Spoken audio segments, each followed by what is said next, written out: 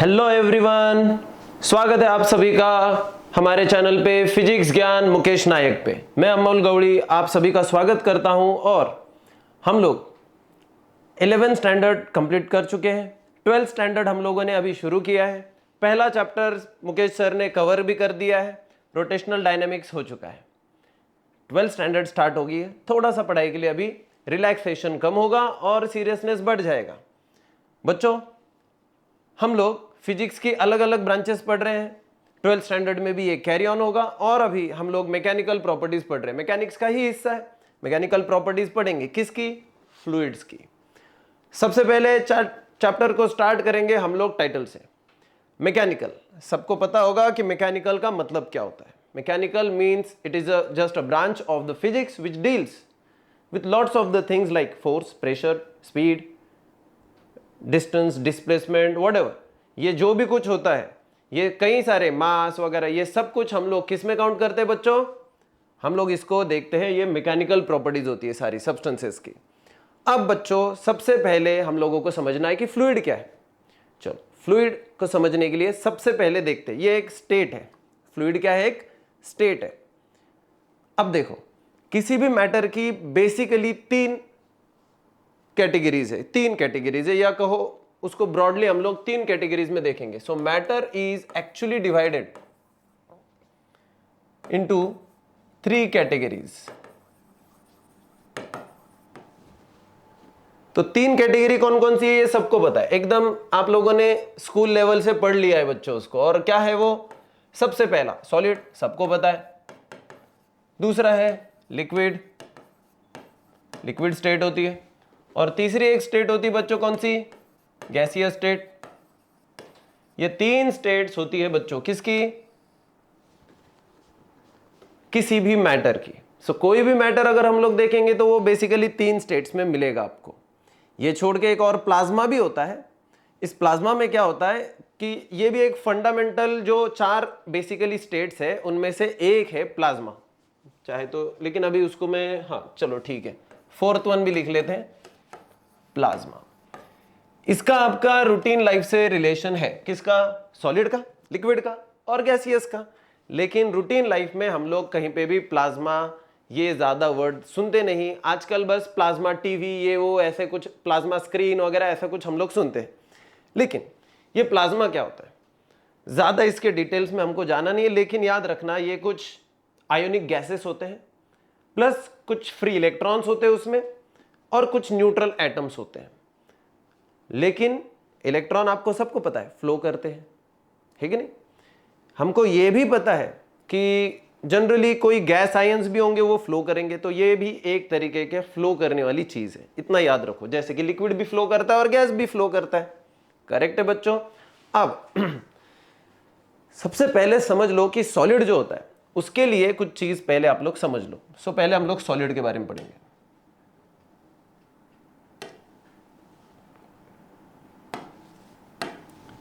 सबसे पहले देखो सॉलिड, क्योंकि इसका बाद में काम नहीं आने वाला हमको, तो इसको जल्दी से निपटा देते हैं कि सॉलिड में क्या होता है।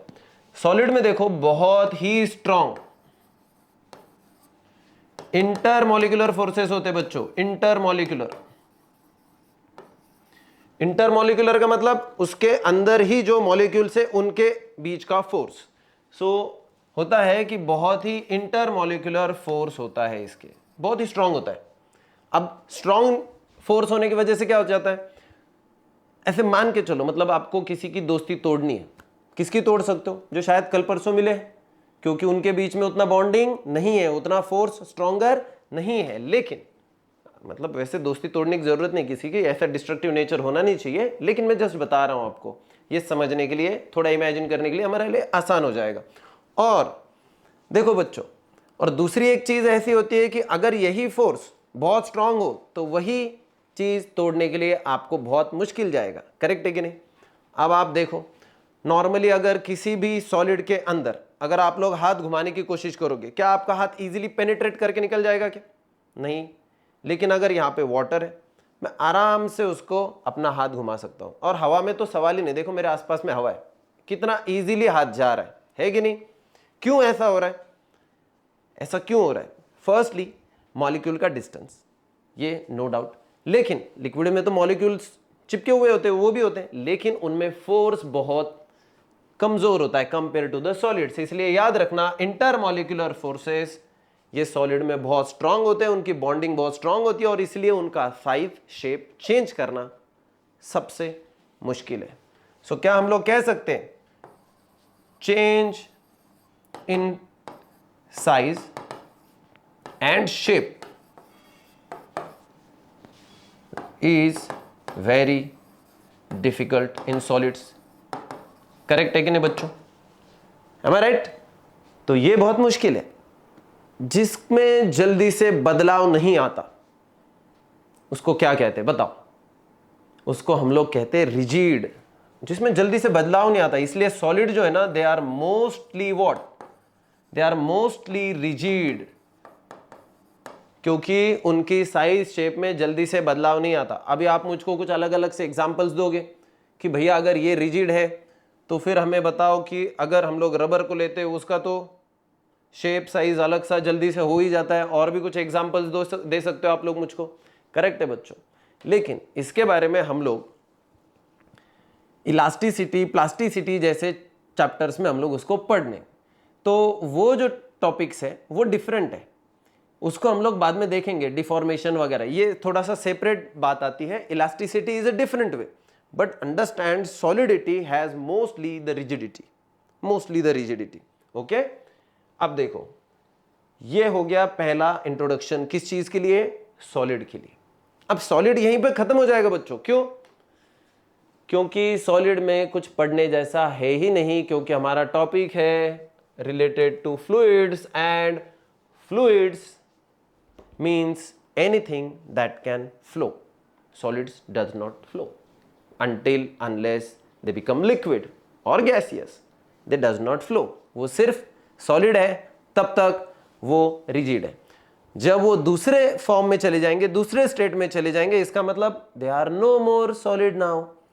तो इसलिए उनको स्टेट बदलनी पड़ेगी फिर अगर उनको फ्लो करने का है। तो इसलिए हम लोगों को सबसे पहले समझ में आना चाहिए कि सॉलिड्स में स्ट्रॉन्ग इंटरमॉलिक्यूलर फोर्स होता है जो उसकी साइज और शेप को बदलने नहीं देता और वो उसको इसलिए रिजिड रखता है।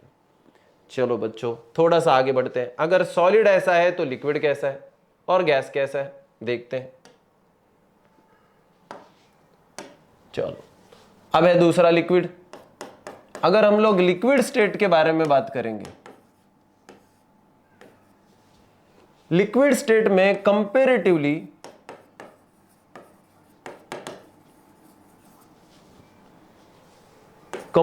बता रहा हूं, वीक इंटरमॉलिक्यूलर फोर्स होता है। क्या होता है बच्चों? Weak intermolecular force. समझ रहे हो? अब इसमें क्या हो जाता है, इसका शेप बदलना इजी है। इसका शेप जो है ना, शेप ये इजीली चेंज हो जाता है।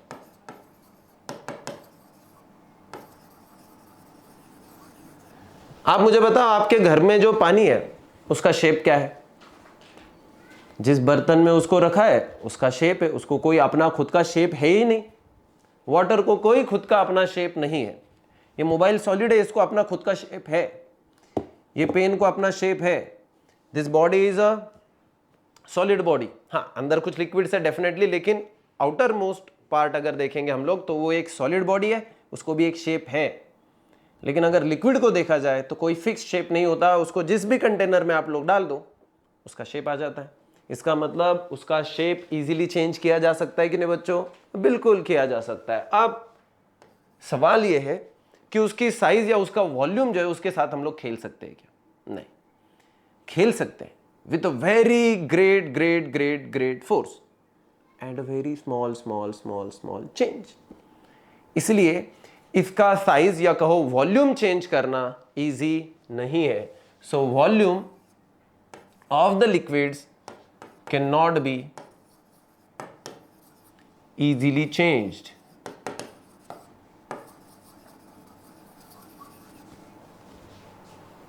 तो क्या चेंज कर सकते हैं क्या हम लोग? कर सकते हैं, लेकिन अगर करना है तो उसके लिए हमें क्या करना पड़ेगा बच्चों? बहुत ही ज्यादा बहुत ही ज्यादा फोर्स लगाना पड़ेगा, बहुत ज्यादा, समझते हो ना आप लोग, हाई हाई, एक्सट्रीमली हाई, तो हमारे बस की तो बात नहीं है, समझ लो आप, ठीक है।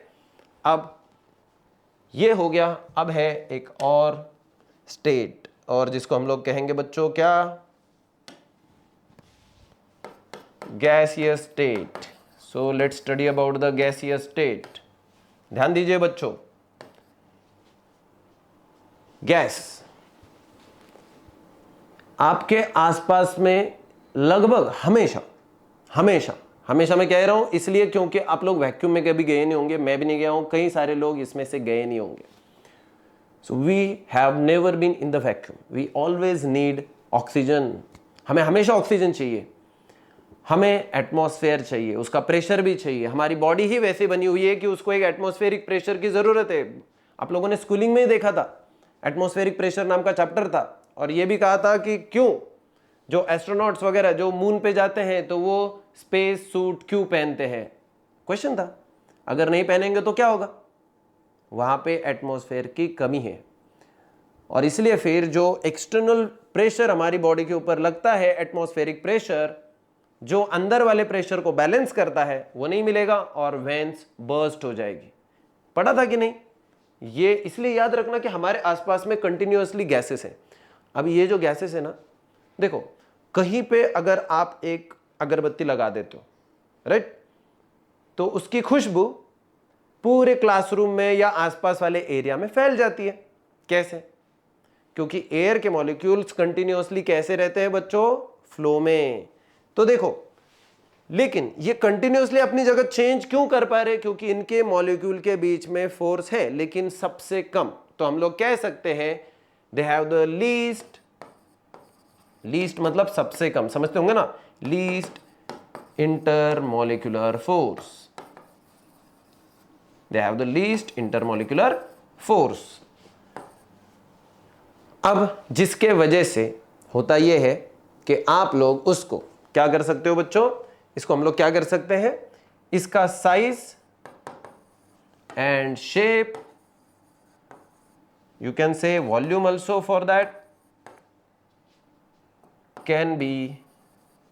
can be easily changed,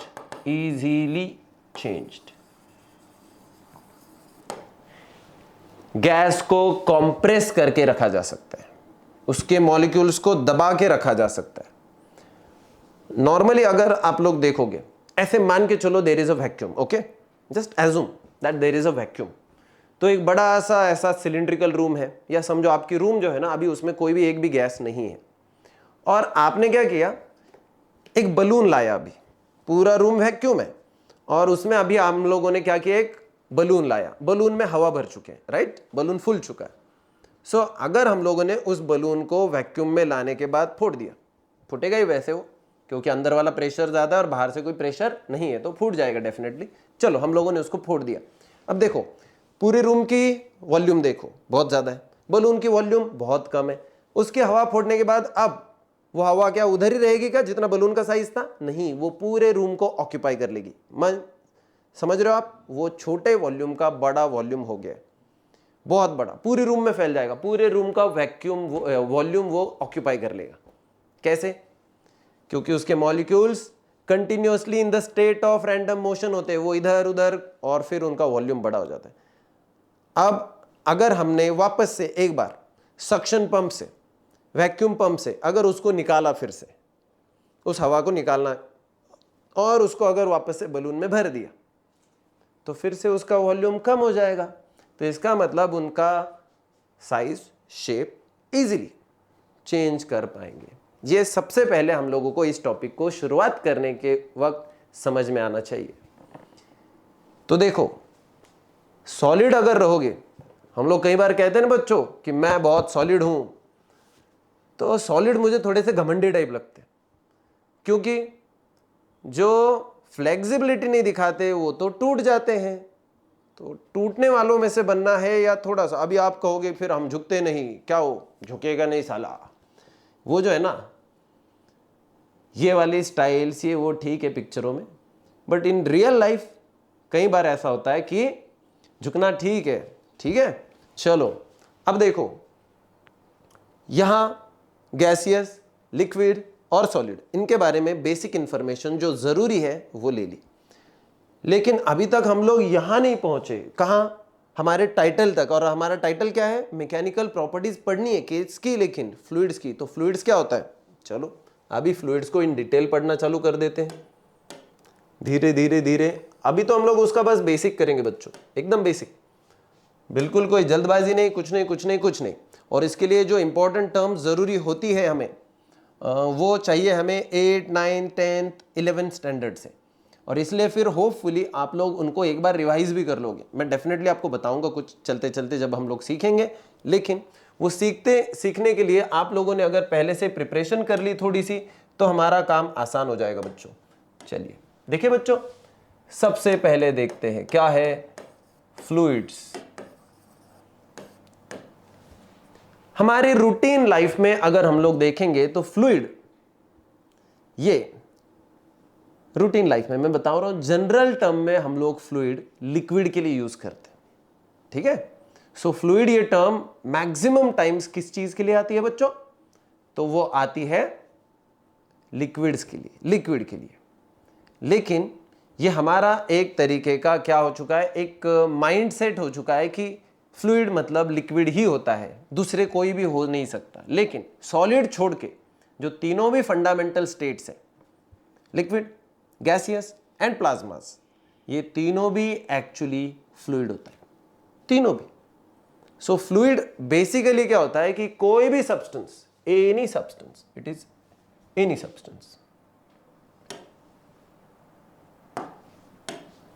it is any substance that can flow, that can flow। कितना आसान और छोटा सा नन्हा सा उसका डेफिनेशन है, देखो, एनीथिंग दैट कैन फ्लो। गाना तो सुना होगा आपने, बहती हवा सा था वो, बहना मतलब फ्लो करना, बहती हवा सा, हवा फ्लो कर रही है। अब जो फ्लो करेगा वो क्या है, फ्लूइड। तो डेफिनेटली अगर एक पोएट उसको समझ सकता है, आप तो साइंस के स्टूडेंट हो, वो बेचारा, वो तो एक इमेजिनरी वर्ल्ड में अपनी पोएम्स को बना सकता है, उसको पता है। तो हमको क्यों नहीं पता कि हवाएं बहती है, इसका मतलब वो अगर फ्लो करती है तो हवा भी क्या है, एक फ्लूइड। डेफिनेटली वाटर तो सबको पता है, in the reverse that flows anywhere it flows. तो हाइयर लेवल से लोअर लेवल तक पानी हमेशा फ्लो करते रहता है, हाइयर प्रेशर से लोअर प्रेशर तक हवा हमेशा फ्लो करती है। कंडीशन छोड़ दो बाजू में, लेकिन याद रखो कि ये फ्लो कर रहे हैं, ठीक है। So anything any substance that can flow is called fluid. अब इसमें बेसिकली आते हैं both liquids and solid, both liquid and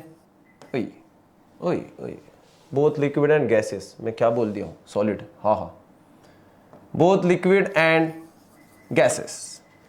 so liquids और गैसेस दोनों भी क्या है, दोनों भी क्या है बच्चों, लिक्विड और गैसेस दोनों के दोनों फ्लो कर सकते हैं, वो दोनों के दोनों फ्लूइड है। अब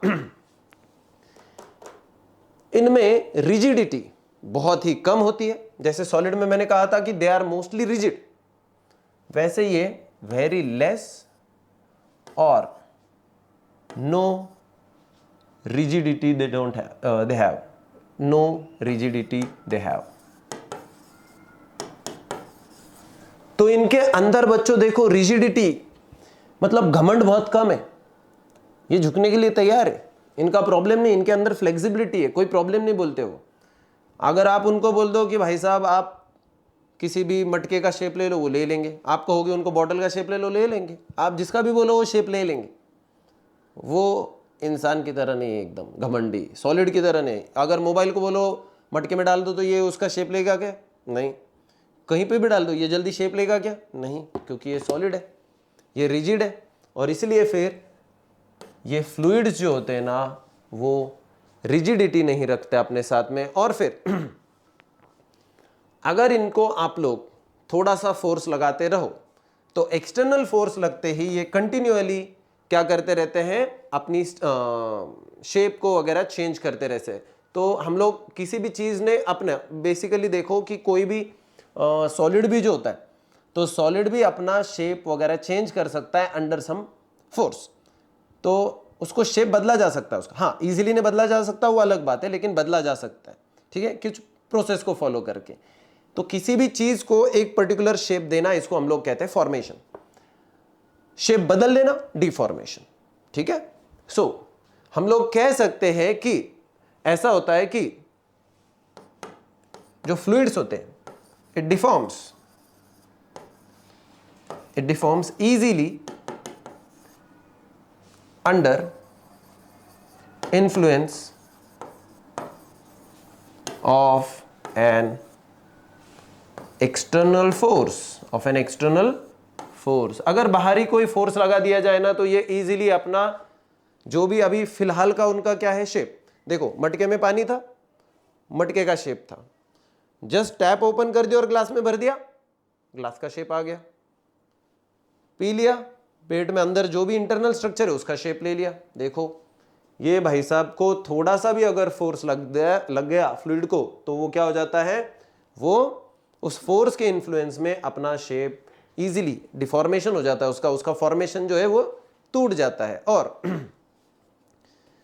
अब देखो इस चैप्टर में, अभी देखो ये दोनों लिक्विड और गैस छोड़ के हम लोग ये भी कह सकते हैं प्लाज्मा, यहां पे लिख देता हूं, plasma is also a fluid. Plasma भी एक फ्लूइड है, ठीक है। प्लाज्मा क्या होता है रे, they are some gases of ions plus some free electrons are there, कुछ फ्री इलेक्ट्रॉन्स होते हैं उसमें, और प्लस कुछ न्यूट्रल एटम्स होते हैं उसमें, कुछ न्यूट्रल एटम्स होते हैं। चलो ठीक है, ये चीज को नोट डाउन कर लो बच्चों, ये इंपॉर्टेंट है हमारे लिए। और फिर हम लोग बढ़ेंगे आगे। ये बेस है, हम लोग बेस पे काम कर रहे हैं। इससे रिलेटेड कितना थ्योरी आएगा इसका कोई गारंटी नहीं, लेकिन इसके आगे जैसे जैसे एप्लीकेशंस चलते चलेंगे डेफिनेटली फॉर्मुलेशंस थ्योरी आते चलेगी। So hopefully video pause and you are noting down the points. Okay चलिए, अब बच्चों हमें थोड़ा सा आगे बढ़ना है, लेकिन इसको आगे बढ़ने से पहले 11th स्टैंडर्ड में एक चैप्टर हुआ था आपको, जिसमें आप लोगों ने स्ट्रेस और स्ट्रेन के बारे में पढ़ा था, है कि नहीं।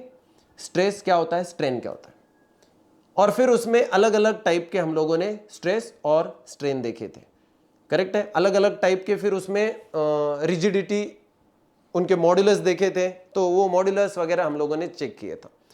वो चीज आपको एक बार रिवाइज करना बहुत जरूरी है बच्चों। क्यों? क्योंकि जब हम लोग लिक्विड या फ्लूइड या गैसेस इनके बारे में बेसिकली हम लोग जब बात करेंगे, तो हम लोगों को एक कंटिन्यूस टर्म आती चलेगी, शेयर स्ट्रेस। अभी शुरुआत में आएगी, बाद में शायद नहीं आएगी, लेकिन अभी शुरुआत में तो आएगी। और अगर हमें वो शेयरिंग स्ट्रेस ही नहीं पता है क्या है, तो हमें वो बहुत मुश्किल जाएगा। मैं एक बार थोड़ा सा हल्का सा उसको रिवाइज भी कर दूंगा चलते चलते, लेकिन डिटेल्स में हम लोग नहीं चलेंगे, तो उसके लिए आप लोगों ने उसको पढ़ना जरूरी हो जाएगा। ठीक है बच्चों, चलिए आगे बढ़ते हैं। होपफुली आप लोगों ने ये नोट कर लिया है। अब आगे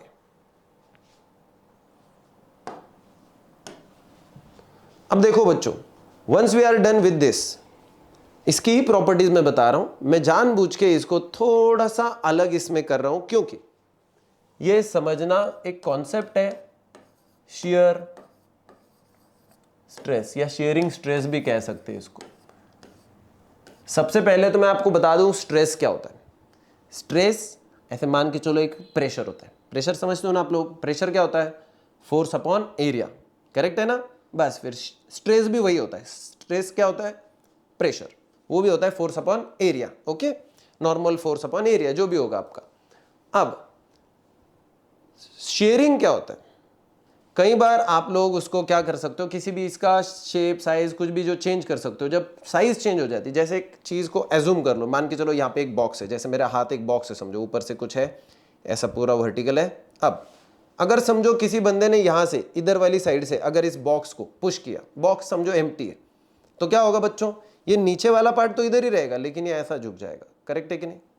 लुक एट दिस, ये देखो ये क्या हो जाएगा। अभी देखो एक बॉक्स है, इमेजिन करो बॉक्स है, ठीक है। ये बॉक्स को अगर हम लोग इधर से एक फोर्स लगा रहे हैं, अभी ये इसका बेसिक शेप है, तो ये क्या हो जाएगा, ऐसा चला जाएगा बच्चों। करेक्ट है कि नहीं? घर पे करके देख सकते हो आप लोग। बॉक्स एक एम्प्टी ले लो और उस बॉक्स को पुश करके देखो तो क्या होता है, नीचे बॉटम वैसा ही रहता है, और ये ऐसा जाते वक्त एक्चुअली जाता है एक सर्कुलर मोशन के जैसा। ओके, तो ऐसा जाता है वो। तो ये उसको, अब देखो, तो शेयरिंग स्ट्रेस में हम लोग नॉर्मली क्या करते हैं, उसकी लेंथ का एक रेशियो लेते हैं उसके एंगल के साथ। तो अगर हम लोग देखेंगे ये शेयरिंग स्ट्रेस, ये उसके शेप से रिलेटेड होता है, चेंज इन द शेप होता है वो। तो अगर हम लोग ये चेक करेंगे, सॉलिड में ये होता है इजीली, ठीक है। लेकिन देखो थोड़ा सा ध्यान दीजिएगा, शेयरिंग स्ट्रेस ये आपको कहां पे मिलेगा, सॉलिड्स में। बॉक्स के साथ आप शेयरिंग स्ट्रेस काउंट कर पाओगे।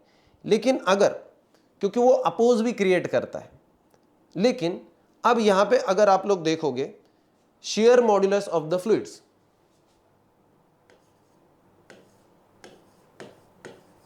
शेयर मॉड्यूलस ऑफ फ्लूइड्स, ये बहुत इंपॉर्टेंट टर्म है। देखो शेयर मॉड्यूलस ऑफ फ्लूइड्स ये है 0। ये कितनी है, इज 0। काहे इतना कम है, 0 क्यों है? ध्यान दीजिएगा, ये जो भाई साहब है ना, इनका डिफॉर्मेशन हो रहा है, फोर्स हटा दो ये वापस आ जाएंगे। इनके अंदर ये इतना अवेलेबिलिटी है कि ये फोर्स को अपोज कर सकते हैं और फिर ये वापस से अपनी जगह पे आ सकते हैं। सो इसमें डिफॉर्मेशन और रिफॉर्मेशन ये दोनों चीजें हो सकती है। समझ रहे हो आप लोग? एक फोर्स लग सकता है जिसको, अभी जैसे मान के चलो इसको ढकेल दिया, अगर फोर्स हट गया तो ये क्या हो जाएगा, वापस से अपनी जगह पे आ जाएगा। करेक्ट है ना? तो ये जब वापस से अपनी जगह पे आ जाएगा तो क्यों आ रहा है, क्योंकि उसके अंदर जैसे मैंने पुश किया तो एक रिस्टोरिंग फोर्स जमा हो गया, ढकेलने की वजह से एक फोर्स चला गया उसके अंदर, अब एक फोर्स स्टोर हो गया जो इसकी शेप को वापस लाने की कोशिश करता है बच्चों, इसको वापस लाने की कोशिश करता है। अब ये चीज लिक्विड्स में और गैसेस में नहीं होती, इनका शेप वापस से नहीं आता। वो एक्चुअल में तो वो जो शेप दे दिया जाए वो परमानेंटली डिफॉर्म हो जाते हैं, और इसीलिए फिर लिक्विड्स में, या कहो बेसिकली फ्लूइड्स में, गैसेस में और लिक्विड्स में दोनों में, या प्लाज्मा में भी ये चीज नहीं हो पाती। इसलिए शेयरिंग स्ट्रेस जो है ना वहां पे क्या है, 0, क्योंकि वो परमानेंटली डिफॉर्म हो जाते हैं, उनमें कोई भी रिस्टोरिंग फोर्स नहीं क्रिएट होता। रिस्टोरिंग समझते हो ना? रिस्टोरिंग मतलब मैंने स्प्रिंग को लिया, फोर्स अप्लाई किया, उसका साइज चेंज हो गया, फोर्स छोड़ दिया, वो वापस से आ गई, क्योंकि उसके अंदर एक फोर्स स्टोर हो गया था। देखो मैंने खींचने की वजह से लंबा हो गया, ठीक है, लेकिन मैंने खींचने की वजह से जो एक फोर्स उसके अंदर स्टोर हुआ था वो उसको वापस से अपनी जगह पे लेके आ जाता है जब एक्सटर्नल फोर्स खत्म हो जाता है, और फिर इसको हम लोग कहते हैं रिस्टोरिंग फोर्स। ओके, ठीक है, उसके बहुत ज्यादा डिटेल्स में नहीं चलेंगे, स्प्रिंग में वगैरह ये कई सारी जगह पे ऐसा फोर्स आपको मिलेगा। अब देखो so they can not resist any shear force, so ऐसा हम लोग कह सकते हैं, दे कैन नॉट रेजिस्ट, वो अपोज नहीं करते, they can not resist any shear. Shear मतलब मैंने आपको कहा था शेप चेंज करने के लिए शियर फोर्स, तो इसका शेप चेंज करने के लिए जो फोर्स है उसको वो अपोज नहीं करता। और लिक्विड वाली प्रॉपर्टीज में हम लोगों ने देखा था, गैसियस वाली प्रॉपर्टीज में भी हम लोगों ने देखा था कि ऐसा ही है, ठीक है, शेप चेंज हो जाता है, वॉल्यूम नहीं होता लिक्विड में, ठीक है। ये हो गया बच्चों।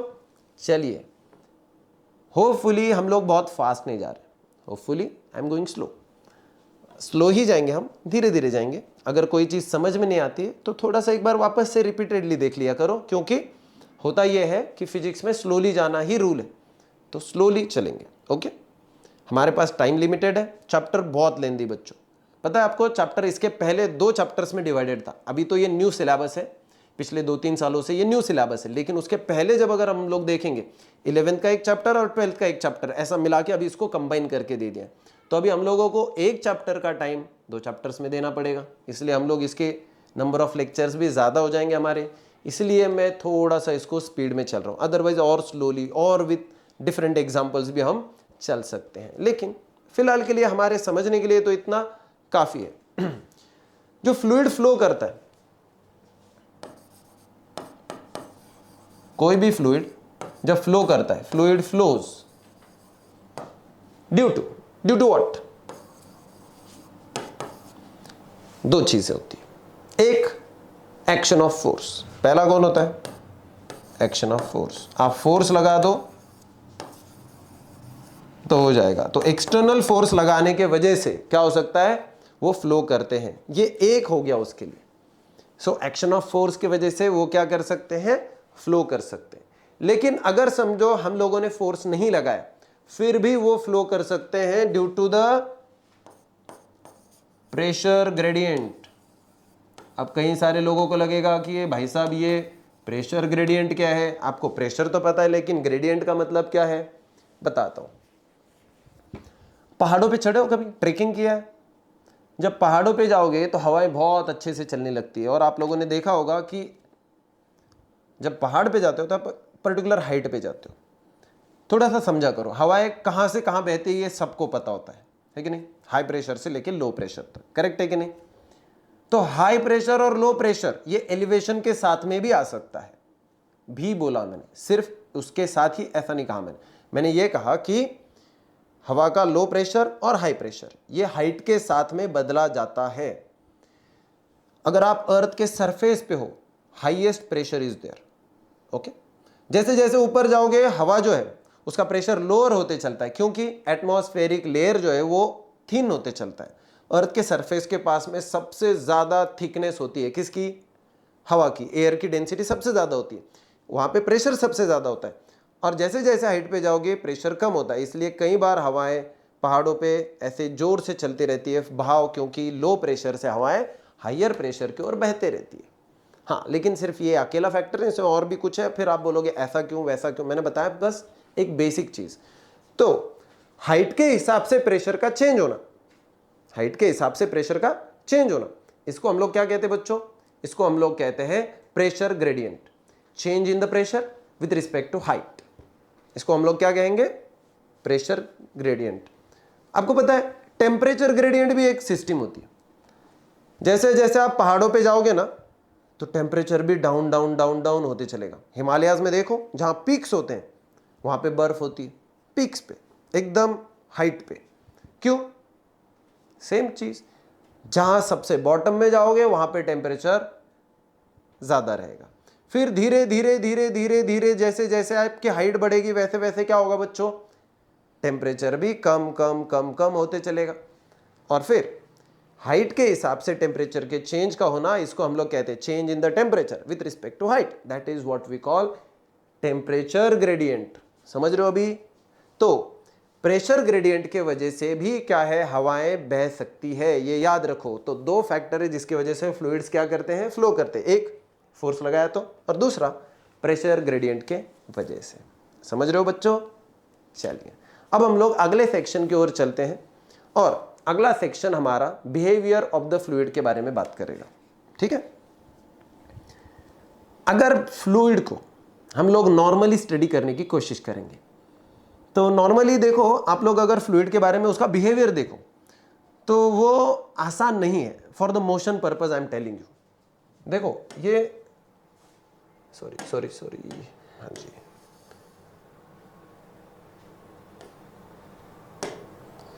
जी चलिए थोड़ा सा ध्यान दीजिएगा बच्चों। Behaviour of fluid in motion, ये सबसे इंपॉर्टेंट चीज है, पहले समझो इसको क्या है। मुझे बताओ कि अगर समझो कोई फ्लूइड है जो बह रहा है, हवा होगी, लिक्विड होगा, कोई भी होगा, अगर वो फ्लो कर रहा है तो क्या उसका हर जगह पे प्रेशर, डेंसिटी वगैरह ये जो सारी चीजें हैं, क्या वो सेम होगा? उसकी वेलोसिटी नहीं, अलग अलग पाई जाएगी। इसलिए फिर अगर मैं कहूंगा कि उसकी मोशन बताओ, मुझे उसकी स्पीड बताओ, काइनेटिक एनर्जी बताओ, ये वो, अगर मैं जहां खड़ा हूं उसके कॉलम पे ही अगर आप चेक करोगे, मैं क्या बता रहा हूं ध्यान दो, और ये आपको पक्का समझेगा क्योंकि मैं आगे चल के इसके ऊपर भी हम लोगों का चैप्टर जाएगा। तो देखो अभी मैं जहां पे खड़ा हूं, अगर मेरे पैरों तले अगर आप लोग हवा का बहाव देखो, पेट तक देखो और यहाँ पे सर पे देखो, 3 डिफरेंट पॉइंट्स पे देखोगे, पेट पे देखोगे, यहाँ पे देखोगे, पैरों तले देखोगे, हो सकता है कि तीनों की काइनेटिक एनर्जी डिफरेंट हो। इतने से हाइट में, सिर्फ 6 फीट में मैं बात कर रहा हूं। प्रेशर भी अलग अलग हो सकता है। ऐसा कैसे हो सकता है? इतनी सी कम जगह में भी प्रेशर अलग अलग है, स्पीड अलग अलग है, इसलिए काइनेटिक एनर्जी अलग अलग है। तो अगर हम लोग उसकी मोशन को अगर देखना चाहे, किसकी? फ्लूइड की, तो फ्लूइड की मोशन का बिहेवियर ये आसान नहीं होता है। हम लोग कह सकते हैं it is a very complicated process. Firstly, फिर भी हम लोग उसकी डेंसिटी, प्रेशर वगैरह के बारे में बात करते रहते हैं। ऐसा कैसे कह सकते हैं हम लोग? तो इसके लिए आपको एक सिंपल सा एजम्पशन करना पड़ता है। सो उसको स्टडी करने के लिए, टू स्टडी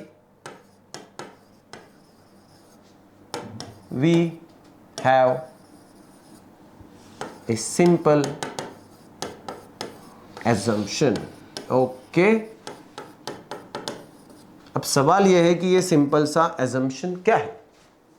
ओके, सिंपल सा एजम्पशन क्या है? देखो, नॉर्मली एक बता रहा हूं मैं, नॉर्मली एक क्लासरूम है और एक क्लासरूम में 50 बच्चे होंगे, 20 बच्चे होंगे, जितने भी होंगे। एक टीचर पढ़ाता है। टीचर कितने पढ़ा रहा है? एक ही टीचर। अभी मैं फिजिक्स पढ़ा रहा हूं आपको, तो मैं अकेला एक ही टीचर हूं फिलहाल। तो कोई केमिस्ट्री पढ़ाता होगा, वो केमिस्ट्री पढ़ाएगा भाई साहब। कोई बायोलॉजी पढ़ाएंगे, वो बायोलॉजी पढ़ाएंगे। कोई सोशल साइंस पढ़ाने वाला है स्कूल टाइम में, वो भी। मुझे बताओ, एक टीचर जब तुमको सब्जेक्ट सिखा रहा है, क्या क्लासरूम के सारे बच्चों को सेम मार्क्स आते हैं क्या बच्चों? नहीं आते।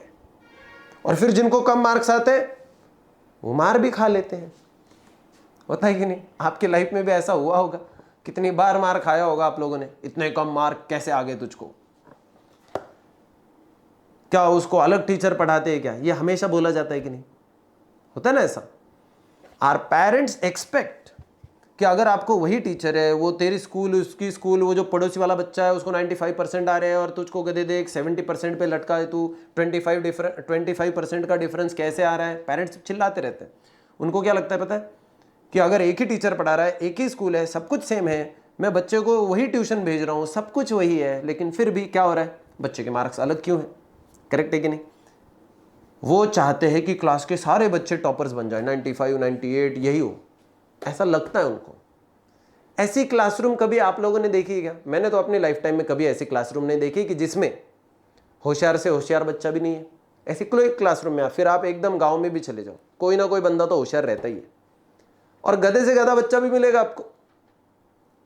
क्योंकि कोई भी क्लासरूम आइडियल नहीं होती। इन द रियल, हम लोग इसको एक्चुअली यूटोपियन थिंकिंग कहते हैं सोशल साइंस में उसको, कि आइडियल होना चाहिए, सब कुछ आइडियल होना चाहिए। लेकिन जो चीज रियलिटी में है वो अलग है। और जिसको हम लोग आइडियली, जैसे हम लोग, अगर आपको पूछा जाए कि आपकी लाइफ में आपको दुखी कब बनना है, life is always a mixture of happiness and sadness. वो तो अप एंड डाउन चलते रहेगा। पैसा आएगा वैसे जाएगा भी, खुशी आएगी वैसे जाएगी भी, ये सारी साइकिल है। ओके, मैं कुछ ज़्यादा फिलोसॉफी बोल रहा हूँ, छोड़ो, हम लोग फिलोसॉफी के ऊपर नहीं चलते, एकदम सिंपल सी चीज़ कहते हैं कि जब फ्लूइड फ्लो कर रहे हैं तो उसका बिहेवियर कैसा है बच्चों? कॉम्प्लिकेटेड। अगर रियल फ्लूइड ऐसे है, कॉम्प्लिकेटेड है, तो हमें एज्यूम करना पड़ेगा किसी आइडियल फ्लूइड को। तो हम लोग किसको इमेजिन करेंगे? आइडियल फ्लूइड को। तो मैं आइडियल फ्लूइड का जो सेक्शन है उसको थोड़ा सा अलग ले लेता हूं, उसको हम लोग ऊपर ले लेते हैं। उसके कैरेक्टरिस्टिक्स देखने हमें, तो मैं थोड़ा सा उसको लेके चलता हूं। एक सिंपल सा एजम्पशन है हमारा आइडियल फ्लूइड का। Okay, so let's study. सबसे पहले हम लोगों को एक एजम्पशन करना है that the fluid is ideal fluid. देखे बच्चों, आइडियल फ्लूइड है मतलब क्या है एग्जैक्टली? हमें वो तो समझना है ना, कि अगर हम लोग कह रहे हैं कि एक फ्लूइड आइडियल होना चाहिए तो इसका मतलब क्या होना चाहिए? देखो, जैसे एक बच्चा आइडियल होना चाहिए, मतलब क्या होना चाहिए? वो पढ़ाई में भी अच्छा होना चाहिए, उसने खेलने में भी होना चाहिए, उसकी हेल्थ भी अच्छी रहनी चाहिए, उसने अच्छी अच्छी चीज़ें खानी चाहिए, उसका सोशल बिहेवियर एकदम डिसेंट होना चाहिए।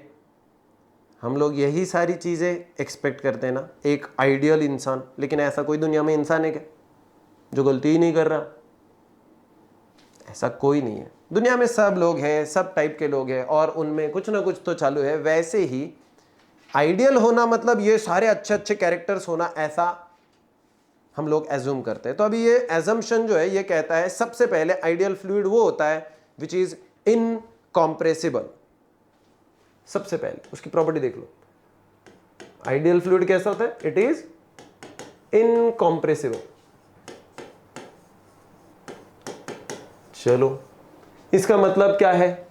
वो कॉम्प्रेस नहीं होगा तो इसके मॉलिक्यूल क्लोज नहीं आएंगे, इसका मतलब उसकी डेंसिटी बढ़ेगी नहीं ना ही घटेगी। इसका मतलब यह है कि अगर वो इनकॉम्प्रेसिबल है तो हम लोग कह सकते हैं that is its density is constant. आप लोग ये एक्सपेक्ट करते हैं कि ऐसा फ्लूइड होना चाहिए कि जिसकी डेंसिटी कांस्टेंट हो, वो इनकॉम्प्रेसिबल, उसको कंप्रेस नहीं करते आना चाहिए, वो रहेगा आइडियल फ्लूइड। ओके, ये हो गया पहला प्रॉपर्टी उसका। सेकंड प्रॉपर्टी देखो, the flow is irrotational. The flow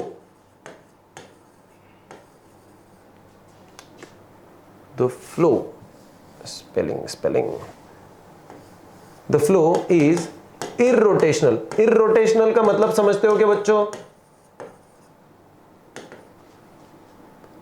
flow is smooth. It is smooth. Flow कैसा है बच्चों? स्मूथ, और उसमें कोई भी टर्बुलेंस नहीं आता। बताता हूं, मैं जब छोटा था 4th स्टैंडर्ड में, तो हमारे यहाँ पे औरंगाबाद से हम लोग कुछ माहूर जा रहे थे, माहूर, ठीक है। तो हुआ क्या कि हम चले तो गए और आते वक्त अराउंड कुछ हिंगोली या कोई अभी डिस्ट्रिक्ट है वो, उस टाइम पे तालुका प्लेस था, तो उसके आसपास में एक रिवर थी। जाते वक्त तो हम लोग रिवर को क्रॉस करके चले गए, ब्रिज था। आते वक्त बहुत बारिश थी, तो हुआ ये उस एरिया में बहुत ज़्यादा बारिश गिरी और उसके वजह से क्या हुआ, कुछ तो ब्रिज का कंस्ट्रक्शन जो है ना उसमें कोई एक साइड जो थी वो टूट गई थी, ठीक है। ब्रिज मतलब वो ऐसा हाइट वाला ब्रिज नहीं था, वो सिर्फ क्रॉसिंग के लिए जितना चाहिए ना उतना वाला ब्रिज था। तो अब हुआ क्या, उसमें से कुछ एक साइड टूट गई और सडनली क्या हुआ, अचानक से वाटर फ्लो कर गया।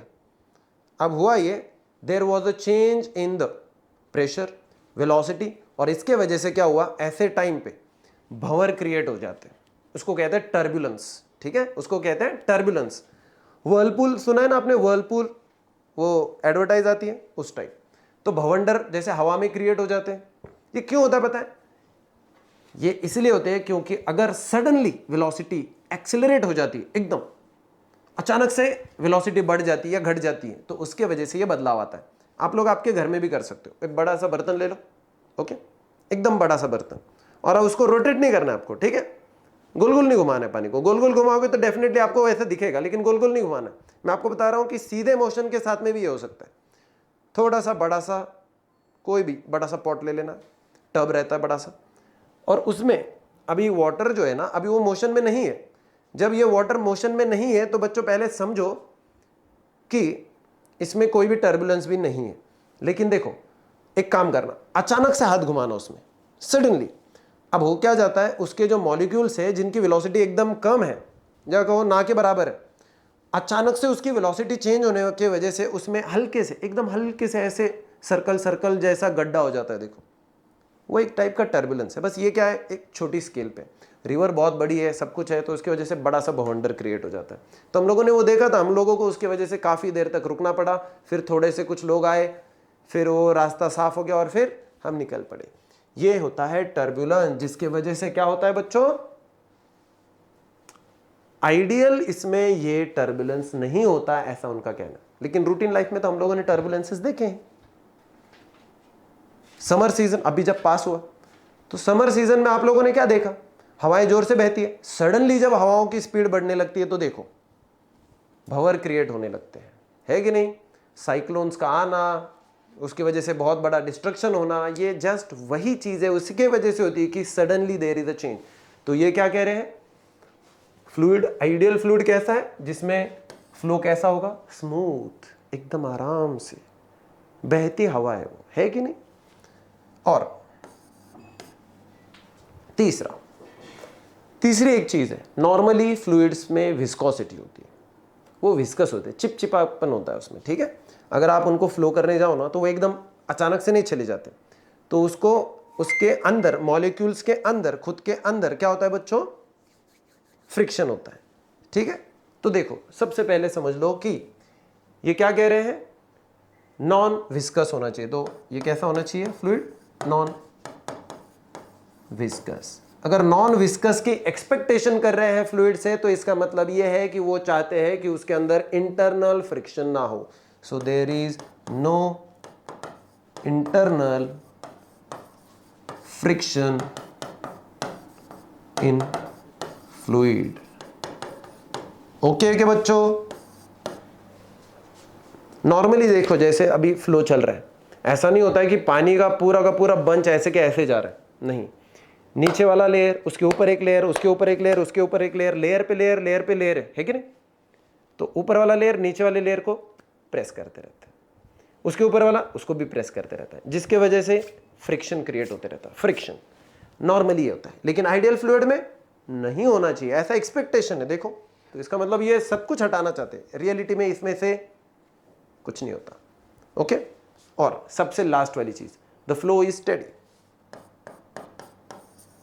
फ्लो इज स्टेडी, तो जब भी वो बहेगा तो वो एक पर्टिकुलर वेलोसिटी वगैरह के साथ में बहना चाहिए। इसका मतलब हर जगह पे वेलोसिटी एट एवरी पॉइंट कैसी होंगी बच्चों, एवरी पॉइंट कैसी होनी चाहिए, उसका कहना है कांस्टेंट होना चाहिए, या कहो सेम होनी चाहिए, सॉरी कांस्टेंट होनी चाहिए। ये एक्सपेक्टेशन किए जाते हैं एक आइडियल फ्लूइड से। अगर आइडियल फ्लूइड ऐसा है तो हम लोग जो प्रॉपर्टीज पढ़ रहे हैं वो उसी के आधार पर पढ़ रहे हैं कि ये समझ के कि आइडियल फ्लूइड है। ओके, आइडियल फ्लूइड सिर्फ नॉर्मल किसी भी फोर्स या कॉम्प्रेसिव स्ट्रेस के अंडर ही काम करेंगे। सो इसको बहुत ही क्या कहते हैं हम लोग, उसका रेजिस्टेंस होता है, बहुत कम रेजिस्टेंस होता है टू द डिफॉर्मेशन। ओके, सो अब अगर हम लोग देखेंगे ना आइडियलिज्म वर्सेस रियलिज्म, तो रियल फ्लूइड देखो क्या होता है, और फिर हम लोग इसको, अभी ये तो हो गया आइडियल, अभी हम लोग देखते हैं रियल।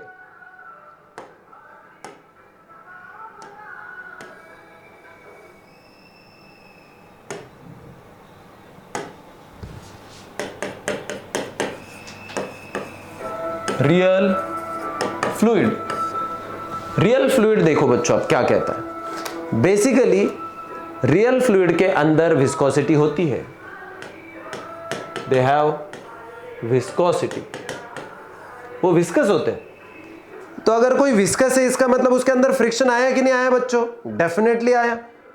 अगर विस्कस है तो फ्रिक्शन आएगा, मॉलिक्यूल के अंदर फ्रिक्शन आएगा, और इसलिए फिर ये जो है ना हम लोग इसके अंदर ऐसा कह सकते हैं क्योंकि उसमें फ्रिक्शन है, क्योंकि वो थोड़ा सा अपोज कर सकता है किसको, शेयरिंग स्ट्रेस को, इसलिए हम लोग कह सकते हैं they are capable. In reality हम लोग बात कर रहे हैं, सो दे आर कैपेबल, उनकी कैपेबिलिटी होती है, दे आर कैपेबल किसके लिए, एक शेयरिंग स्ट्रेस के लिए उनकी कैपेबिलिटी होती है। लेकिन कैसी होती है बच्चों, बहुत ही कम, बहुत ही कम। So weak resistance to the deformation, so they are capable of oppose, हम लोग कहेंगे वीक अपोज है टू डिफॉर्मेशन। जब भी कभी डिफॉर्मेशन करने की कोशिश करोगे तो एक्चुअली रियल इसमें तो अपोज होता ही है ना, क्या डिफॉर्मेशन हम लोग करेंगे तो आसानी से होता है क्या, नहीं, उसको भी कुछ ना कुछ अपोज होता है। ऐसा मत समझो कि उसमें नहीं होता है। शहद ले लो, शहद की विस्कोसिटी ज़्यादा है, अगर आप उसको पानी के अभी किसी सरफेस के ऊपर से उसको छोड़ोगे तो वो क्या अपना इजीली डिफॉर्मेशन कर लेता है क्या, नहीं, थोड़ा सा अपोज ज़्यादा होता है। चलो डेंसिटी कम ज़्यादा के हिसाब से क्या हो सकता है, डिफॉर्मेशन भी कम ज़्यादा हो सकता है, लेकिन होता ज़रूर है, कमज़ोर क्यों ना हो लेकिन इसमें अपोज ज़रूर होता है डिफॉर्मेशन को। ऐसा नहीं है किसमें, रियल फ्लूइड्स में। ओके, रियल फ्लूइड्स में। So real fluids versus ideal fluids, ये हम लोगों ने देख लिया। अब देखो थोड़ा सा एक दो पॉइंट देख लेंगे और फिर हम लोग आज के लिए रुकेंगे और फिर बाकी का पार्ट हम लोग कल पढ़ेंगे। ओके, चलो सबसे लास्ट में अभी हम लोग कुछ चीज को पढ़ेंगे। देखो बच्चों, at the end today's last point, थोड़ा सा ध्यान दीजिएगा बच्चों, इंपॉर्टेंट चीजें हैं, कुछ नोट डाउन करने जैसा। The fluids cannot oppose the shear state in the static equilibrium. Fluids cannot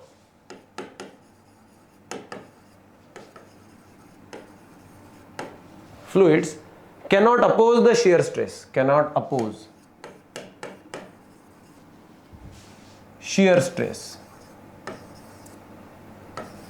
cannot oppose the shear stress in static equilibrium, in static equilibrium।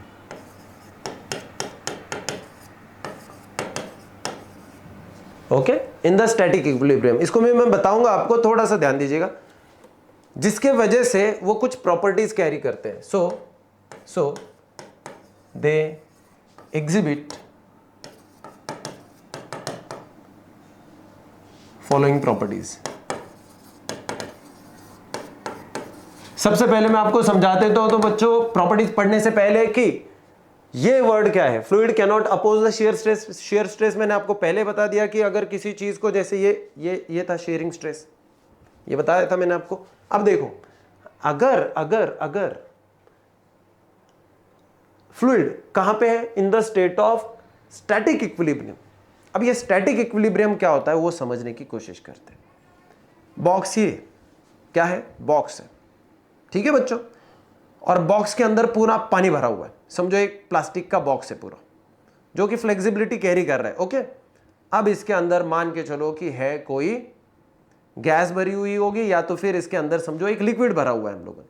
अगर आप इसको शेयरिंग स्ट्रेस दोगे तो लिक्विड को भी लागू पड़ेगा ना, क्योंकि वो अभी फ्लो में नहीं जा रहा है ना, वो कैसा है, स्टैटिक है। स्टैटिक मतलब एट द रेस्ट है, और उसके ऊपर बाहरी फोर्स का कोई परिणाम नहीं हो रहा है, उसका शेप साइज नहीं बदल रहा है। तो बॉक्स का बदलेगा तो उसके साथ में इसका भी बदलेगा, और इसलिए हम लोग कह सकते हैं fluid cannot oppose the shear stress in, कहां पे, स्टैटिक इक्विलिब्रियम। स्टैटिक इक्विलिब्रियम का मतलब होता है जब सारे फोर्सेस इक्वल होते हैं ना, तो it is the state of the equilibrium, जिसमें कोई बदलाव नहीं आता, तो स्टैटिक है, वो रेस्ट में है। तो ऐसे टाइम पे वो कुछ प्रॉपर्टीज बताता है, कुछ प्रॉपर्टीज उसकी एग्जिबिट करता है। कौन, फ्लूइड। तो क्या क्या प्रॉपर्टीज है, no oppose to the deformation, no oppose to deformation। okay, so there is no oppose to the deformation, we can say gets permanently deformed, gets permanently deformed।